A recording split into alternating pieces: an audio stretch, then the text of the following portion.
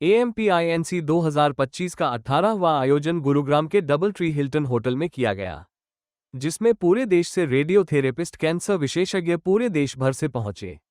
आयोजन Fortis hospital Gurugram की तरफ से किया गया। फोर्टिस हॉस्पिटल के डॉक्टर का कहना है कि देश के हर कोने से डॉक्टर आए हैं जो सभी विशेषज्ञ हैं। उनका कहना था कि आज कैंसर रोग को जल्दी जल्दी डायग्नोस्ट किया जाता है, तरह तरह की नई मशीन आ रही है। उन्होंने बताया कि आजकल भारत सरकार ने भी काफी योजना बनाई है जिससे गरीब और असहाय इंसान भी कैंसर। स्वागत करते हैं। सबसे पहले हम आपका नाम जानना चाहेंगे। मेरा नाम है डॉक्टर राधाकृष्ण नायक। मैं यहाँ पे फोर्टिस हॉस्पिटल गुड़गांव में चीफ मेडिकल फिजिस्ट हूँ। मेडिकल फिजिस्ट एक प्रोफेशन है जहाँ पे कैंसर ट्रीटमेंट में मेडिकल फिजिस्ट का रोल बहुत इम्पोर्टेंट होता है। वहाँ पे रेडिएशन के थ्रू इलाज दे सकते हैं, मरीज को इलाज दे रहे हैं। तो इसका पूरा डोसीमेट्री बोलते हैं कि कैसा डोज देना है, कैसा नॉर्मल टिश्यूज़ को कैसा हमको प्रोटेक्ट कर सकते हैं, ट्यूमर सेल्स को कैसा अच्छा डोज दे सकते हैं। इसका पूरा रोल मेडिकल फिजिस्ट प्ले कर रहा है।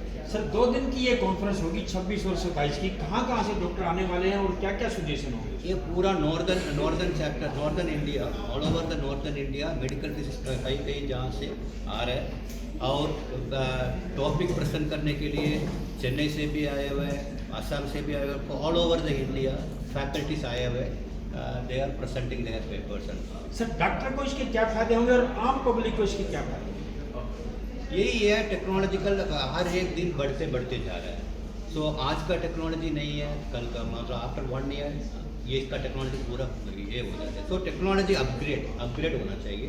सारे डॉक्टर्स इसका टेक्नोलॉजी अपग्रेड, जिसका कहीं जहाँ पे क्या ट्रीटमेंट हो रहा है, कौन सा ट्रीटमेंट हो रहा है, उसका अपडेट क्या है, सबके हिसाब से पूरा अपडेट होता रहता है। सो इसलिए डॉक्टर्स को बेनिफिट होता है और टेक्नोलॉजिकल अपडेटमेंट हम मरीज के ऊपर हम यूज़ कर रहे हैं, तो इसका एडवांटेज पेशेंट्स को भी होता है। डॉक्टर साहब अगर मैं बात करूँ, फोर्टिस हॉस्पिटल जितने भी हैं बड़े बड़े शहरों में हैं, मगर गांव के जो लोग हैं आज भी वंचित हैं।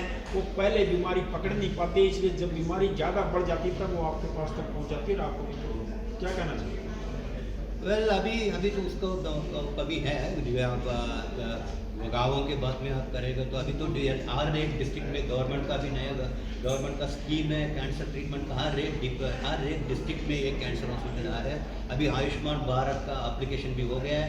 आयुष्मान भारत कभी इवन बड़े हॉस्पिटल्स में भी आयुष्मान भारत का यूज़ हो रहा है। मतलब आम आदमी को भी इसका यूज़ हो रहा है।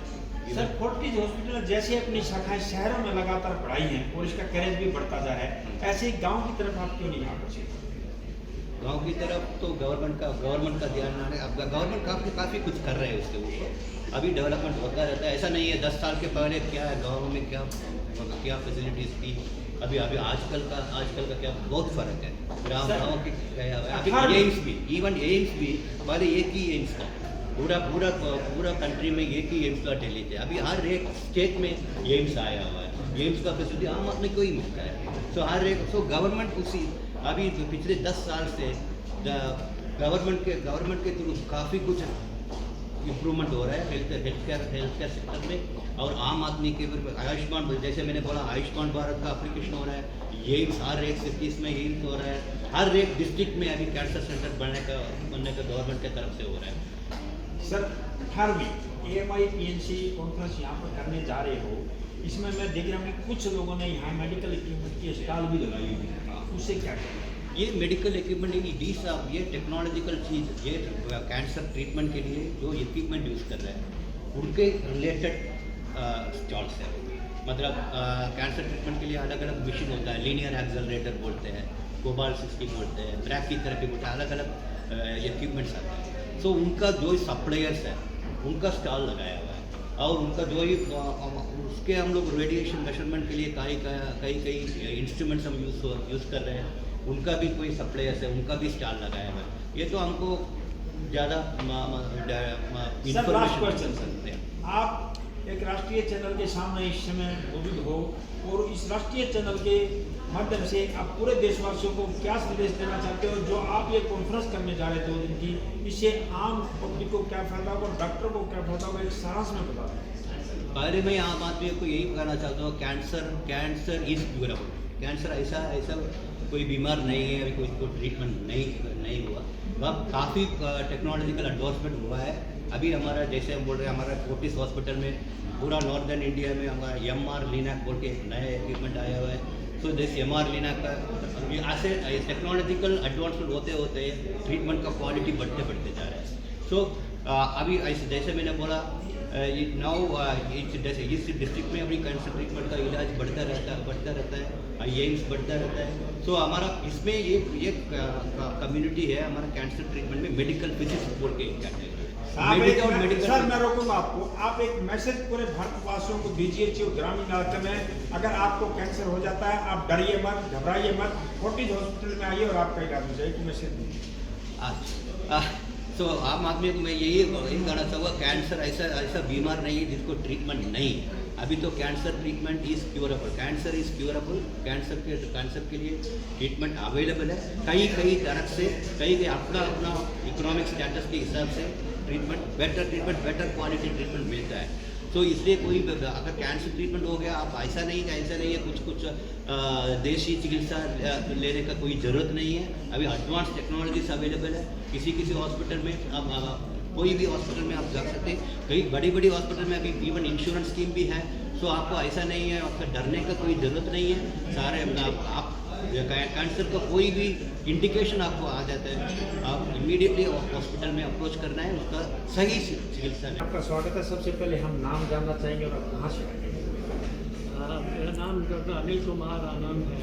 मैं senior director and chief of radiation oncology यहाँ फोर्टिस हॉस्पिटल गुड़गांव। सर आपने अभी बताया है कि हमारी जो रेडियोग्राफी उसके बारे में 2 दिन क्लास चलेगी यहाँ पर, और इससे जनता को भी फायदा मिलेगा और हॉस्पिटल को भी फायदा मिलेगा। इसका मेन मोटो बता दीजिए कि इस कॉन्फ्रेंस का मेन मोटो क्या है? सर ये जो कॉन्फ्रेंस हो रही है ये हमारे साइंटिस्ट हैं, actually they are medical physicist. तो फिजिक्स आपने सुना होगा, केमिस्ट्री, फिजिक्स, बायोलॉजी। जो फिजिसिस्ट होते हैं वो इनको हम बोलते हैं फिजिसिस्ट, मेडिकल फिजिसिस्ट। ये फिजिसिस्ट वो जो हमें मेडिसिन में हेल्प करते हैं, हमारे हॉस्पिटल्स में हेल्प करते हैं। तो इनका काम ये है कि ये लोग हम जो भी नया इक्विपमेंट या जो भी CT स्कैन, MRI वाला जो लीनियर एक्सेलरेटर और MR लेने वाला यूज़ करते हैं, उसकी सेफ्टी कौन देखेगा? क्योंकि ये रेडिएशन है, तो रेडिएशन में सेफ्टी बहुत इम्पोर्टेंट है। तो इनका काम ये होता है कि ये लोग रेडिएशन सेफ्टी के लोग हैं, और ये लोग एटॉमिक एनर्जी रेगुलेटरी बोर्ड जो मुंबई में है, गवर्नमेंट ऑफ इंडिया का, जो सारे इंडिया के रेडिएशन एक्यूरेसी और रेडिएशन प्रोटेक्शन के लिए रिस्पॉन्सिबल है, ये उनके रिप्रेजेंटेटिव माने जाते हैं। सर रेडिएशन से हीट लगती है, क्या रेडिएशन से नुकसान हो सकते हैं, उसको कैसे बचा जा सकता है? थोड़ा सा बताएं। सो रेडिएशन जो है इस्तेमाल इसलिए होती है कि इसके फ़ायदे बहुत ज़्यादा हैं। इनके फ़ायदे आप देखते हैं कैंसर ट्रीटमेंट में, सबसे बड़ा तो इसका फ़ायदा कैंसर ट्रीटमेंट में है। तो लोग कहेंगे भाई ये कैंसर का कैसे फ़ायदा करता है? तो ये ट्यूमर सेल्स को किल करता है। तो जो और मेथड है कैंसर ट्रीटमेंट के, सर्जरी और कीमोथेरेपी, तो रेडिएशन भी 60-70% कैंसर पेशेंट्स के लिए इस्तेमाल होती है। तो ये जो रेडिएशन है ये बहुत ज़्यादा इम्पॉर्टेंट पार्ट है कैंसर ट्रीटमेंट का। और अब इसमें ये पूछते हैं कि नॉर्मल टिश्यू, तो वो सबसे बड़ा काम यही है कि नॉर्मल टिश्यू को हमें बचाना है और कैंसर को ट्रीट करना है। धन्यवाद। सबसे पहले आपका नाम जानना चाहिए। नमस्कार, आप लोगों को सबको बहुत बहुत नमस्कार। मैं doctor Vinod Kumar Darwal, government medical college Patiala में एसोसिएट प्रोफेसर के पद पर कार्य करता हूँ, और इस कॉन्फ्रेंस में नॉर्दर्न चैप्टर के एज ए चेयरमैन के रूप में आया। सर जो ये कॉन्फ्रेंस है इसका मकसद क्या है? इससे जनता को क्या फायदा होगा, डॉक्टर को क्या फायदा होगा, हॉस्पिटल को क्या फायदा? ये हमारा जो प्रोफेशन है ये है मेडिकल फिजिक्स। हम कैंसर के मरीजों के लिए ट्रीटमेंट की पूरी प्लानिंग करते हैं, और जो ट्रीटमेंट दिया जाता है वो रेडिएशन से दिया जाता है। इसलिए रेडिएशन से पेशेंट की सेफ्टी, रेडिएशन से जो रेडिएशन वर्कर हैं उनकी सेफ्टी, और जो पब्लिक वहाँ पर आ रही है उनकी सेफ्टी, सारी चीज़ों की सेफ्टी का काम भी हम देखते हैं। और पेशेंट्स का ट्रीटमेंट प्लानिंग हम करते हैं। उसमें क्या होता है कि जो रेडिएशन हम देते हैं उसमें हमने ये प्लान करना होता है कि कैंसर का ट्यूमर है उसको ज़्यादा से ज़्यादा रेडिएशन दी जाए, और जो बाकी नॉर्मल सेल हैं, जो नॉर्मल ऑर्गन्स हैं, उनको कम से कम रेडिएशन लगे, इस तरह की प्लानिंग की जाए। डॉक्टर साहब, आप सरकारी हॉस्पिटल पटियाला में हो, आप एक मैसेज दीजिए ताकि कैंसर से ऐसी कैंसर हो ही क्यों, कैंसर से पहले हम क्या क्या क्योर कर सकते हैं उसके बारे में।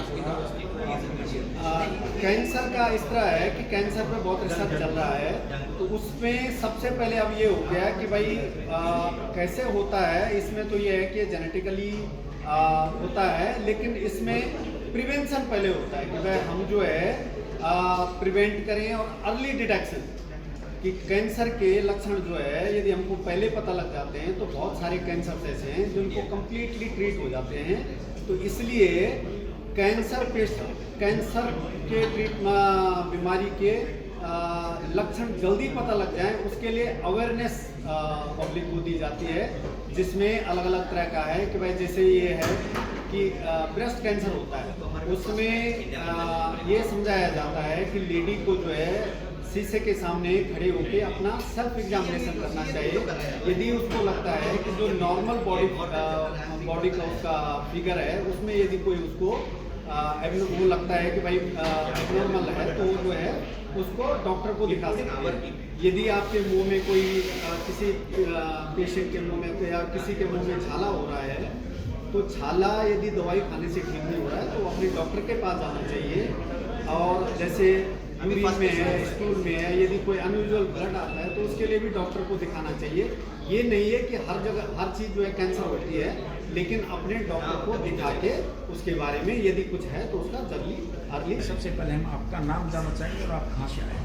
मेरा नाम आयुषी पॉल है और मैं Fortis memorial research institute Gurgaon से हूँ। मैं एक मेडिकल फिजिसिस्ट हूँ वहाँ पे। 2 दिन का यहाँ पर AMPINC कॉन्फ्रेंस होने जा रहा है, आप क्या कहना चाहेंगे इस कॉन्फ्रेंस के? हर साल ऐसा एक कॉन्फ्रेंस होता है नॉर्दर्न इंडिया के सारे फिजिसिस्ट के ग्रुप का, एंड इससे हमें पता चलता है कि बाकी अन्य हॉस्पिटल्स में क्या चल रहा है, कैसे नए नए इनोवेशंस आ रहे हैं ट्रीटमेंट में, कैसे cancer treatment is getting better over time. ये हमारे लिए बहुत ही एनरिचिंग और नॉलेजेबल एक कॉन्फ्रेंस होता है, जिसमें हमें बाकी जगह के बारे में और अपनी भी हम अगर कुछ अच्छा काम करें तो बाकी लोगों को भी बताने का अपने एक मौका होता है। आप फोर्टिस हॉस्पिटल में जॉब कर रही हो और ये हॉस्पिटल एक एडवांस हॉस्पिटल है और जाना माना हॉस्पिटल है, क्यों ना आपकी ऐसी वैन बनाते जो गांव में जाकर लोगों में कैंसर का पता लगा सके और इजी ट्रेस आउट कर सके, और ताकि मरीजों को जल्दी से जल्दी फायदा हो सके। बिल्कुल। और हम कैंप्स ऐसे अलग अलग जगह पे कैंप्स भी होल्ड करते हैं, सिर्फ कैंसर के लिए नहीं बल्कि अन्य मतलब रोगों के लिए भी, कैंसर के लिए और भी जानकारी बढ़ाते हैं। जैसे कि अगर गायनेकोलॉजिकल कोई कैंसर है, इतना हाइजीन जिनको आइडिया नहीं होता है गाँव में, वहाँ पे भी जाके हम ऐसे मतलब करते हैं। हमारे प्रधानमंत्री का थीम है सबका साथ सबका विकास, आप गांव को साथ लेकर क्यों? बिल्कुल हम वही करने की कोशिश करें। जैसे मैंने अभी बताया कि हम गांव जाके भी हम दूसरे लोगों को ऐसा प्रेरित करते हैं कि वो बाकी अगर उनके पास भी कोई जानकारी और हमारे पास अगर जानकारी है तो हम दूसरों को बताते हैं और ऐसा बोलते हैं कि कैंसर कैन बी क्योरेबल, और अगर सही टाइम पे अगर इलाज हो पाए तो बहुत दिन तक कोई मरीज मतलब जिंदा रह सकता है, अच्छी जिंदगी। अच्छा, कैंसर होने के मेन लक्षण? आप महिला हैं, महिला में 2 टाइप का कैंसर आ जाता है, एक चेस्ट कैंसर और उसके बारे में ब्रेस्ट कैंसर के मामले में मैं ये बोलना चाहती हूँ कि एवरी 1 महीने में या एवरी 2 वीक्स हमें हमेशा ब्रेस्ट को फील करके देखना चाहिए कि अगर कोई लम्प है या नहीं है, और इसके बारे में चुप नहीं रहना चाहिए, because everybody should get to know and everybody should create an awareness also. कभी दबा हुआ नहीं रहना चाहिए इस बारे में। एंड सेकेंडली, अगर हम गायनेकोलॉजिकल कैंसर जैसे यूटेरस में कैंसर या फिर सर्विक्स में कैंसर, इन सब चीज़ों के लिए हमारे मतलब वुमेन को we should be very clean and hygienic down there. इससे काफ़ी मच अभी तो इवन यूटेराइन कैंसर के लिए we have certain vaccines also available, जो अगर 3 डोज अगर ले पाए तो that can also prevent the HPV virus spreading. ठीक। सबसे पहले आपका नाम जानना चाहते हैं। I am Dr. Senthil Kumar from Madurai Medical College. Sir यहाँ पर आप AMPINC में क्यों आए हो, आपका कारण क्या है और इसका मतलब क्या है? Yeah, I have come from Madurai Medical College. I presented my new innovation, that is the printable radiopaque material. So that can be printed in a radiopaque material that will be visible on the X-rays. So this is a new invention. Today I presented in the AMP Northern Channel Conference.